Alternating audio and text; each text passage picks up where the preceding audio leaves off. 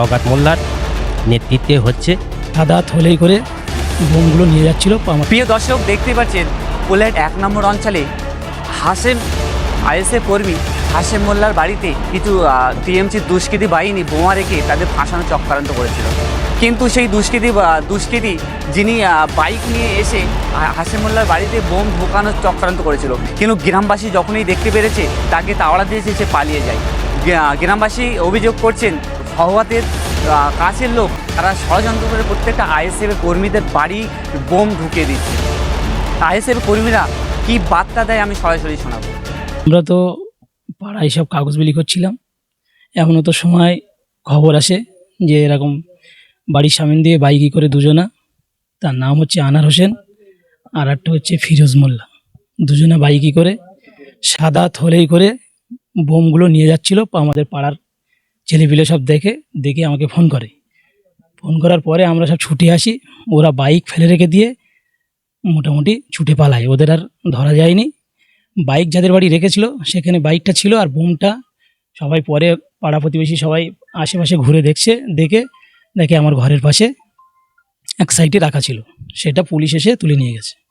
তাদেরকে দেখতে পেয়েছিলেন যারা বোমটা রাখলো? যারা ওখানে রেখেছে সেই মুহূর্তে দেখা যায়নি, কিন্তু বাইকে যখন নিয়ে যাচ্ছিল তখন আমাদের ছেলেপিলে অনেকজনে দেখেছে। যখন ওখানে দেয় তখন দেখিনি।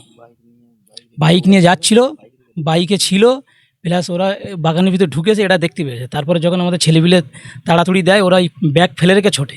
ওই যে ব্যক্তিরা বাইকে ছিল ওনার নাম কি? ওনার নাম হচ্ছে আনার হোসেন। ওনার দেখলাম একটা বাইকও পুলিশ নিয়ে গেছে। ওই বাইকটা ওনার বাইক, ওই বাইকই করেই এসেছিল, সেটা পুলিশ নিয়ে গেছে বাইকটা। ব্যক্তিটার বাইক নিয়ে এসেছিল, ওই ব্যক্তিটা কি তিনি কি কোনো পার্টির সঙ্গে যুক্ত? হ্যাঁ, পার্টি করে, টিএমসি পার্টি করে, বহুত দিন থেকে টিএমসি পার্টি করে। অ্যাকচুয়ালি আমাদের ফাঁসানোর জন্য এটা ওরা প্ল্যান করেছে। যেহেতু আমরা পাড়ায় আইএসএফের তরফ থেকে আমরা পাড়ায় কাগজ বিলি করছিলাম, ওরা সেটা জানে, বা ওদের বাড়িতেও গেছিলাম আমরা, ওরা জানে। সেই মুহূর্তে আমরা যখন ওইদিকে ছিলাম তখন ওরা প্ল্যান করে আমার ফাঁসানোর জন্য, আমি আইএসএফ করি, আমার ফাঁসানোর জন্য এটা ওরা করেছে। প্লাস 2-3 বার মেনও ফেলেছে, সুযোগ পায়নি। যখন লাস্টের দিকে এসে ওটা মোটামুটি সুযোগ পায়, তারপরে বাইক নিয়ে ঢুকে বোমটা ওখানে মজুত করে। ও তো বহুত কেস খেটেছে, বহুত জেল খেটেছে, তার সত্ত্বেও এখনও ভালো হয়নি। তবে ভালো একদিন হবে, সময় আসলে ভালো হবে। সেই বাড়ি পাহারা দেখ, কেননা ওরা টিএমসি দুষ্কৃতীরা এরকম বহুত বোম দেবে, বোম মেশিন বাড়ি দেবে। আমরা তো একটা সাধারণ কর্মী, যদি আমাদের বাড়ির সামনে আমাদের বাড়ির সামনে যদি দিয়ে যায়, তা আমাদের বড় বড় নেতৃত্ব তাদের বাড়িও দেবে। যেহেতু আমি বলবো আমাদের আইএসএফ ছেলেপিলেদের সবাই যেন বাড়ি পাহারা দেয়। আর সমস্ত আইএসএফ কর্মীদের কি বার্তা দেবেন যে এই আইএসএফ এর যারা আইএসএফ করছে তাদের বাড়ির পাশে বোমা ফেলে রেখে দুষ্কৃতীরা পালিয়ে যাচ্ছে? এটা অ্যাকচুয়ালি সওগাত মোল্লার নেতৃত্বে হচ্ছে। তার কারণ হলো সে তো হারমাত বাহিনী ক্রিমিনাল, নিজেই বোম বাঁধে। সেই কারণে আমাদের ভাঙড়ে প্রার্থী হয়েছে। ও তো পার তলাইতে মাটি সরে গেছে, দেখছি আমি জিততে পারবো না, জনগণ আমার সাথে নেই। কিছু আলাপালা ও চামচারা আছে, তাদেরকে লাগিয়েছে যত সব আইএসএফের কর্মীরা আছে তাদের বাড়িতে বোম মেশিন ঢুকিয়ে দিতে। তো এইভাবে দিচ্ছেই, একজনের বাড়িতে আজকে বোম ঢুকিয়ে দিয়েছে, ধরা পড়েছে, ফাঁসানোর চেষ্টা করছে। তা আমি সবাই আইএসএফ কর্মীদের বলবো যে সবাই সাবধানে থাকুন, সতর্ক থাকুন, বাড়ি পাহারা দিন, ঠিক আছে? সারা রাত না ঘুমিয়ে বাড়ি পাহারা দিন, এই 2 দিন বিশেষ করে।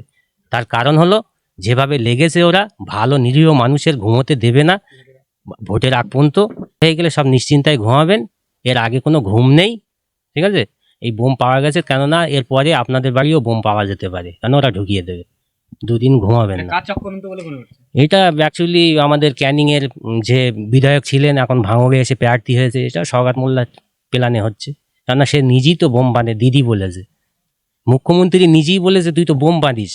তা সে যখন এখানে প্রার্থী হয়েছে, সে তো বোম বাড়িতে পৌঁছাবে ওর লোকজনের দিয়ে, ওর কাজই ওই। কেননা জিততে পারবে না ভাঙড়ে, জনগণ ওর পাশে নেই, এই করে ওর মাথা ঠিক নেই। স্বার্থ সব ওর চামচারা আছে, তাদের দিয়ে এসব করাচ্ছে। ভোট পাবে না বলে চক্রান্ত করছে। হ্যাঁ, ভোট পাবে না বলে এই চক্রান্তটা চালাচ্ছে।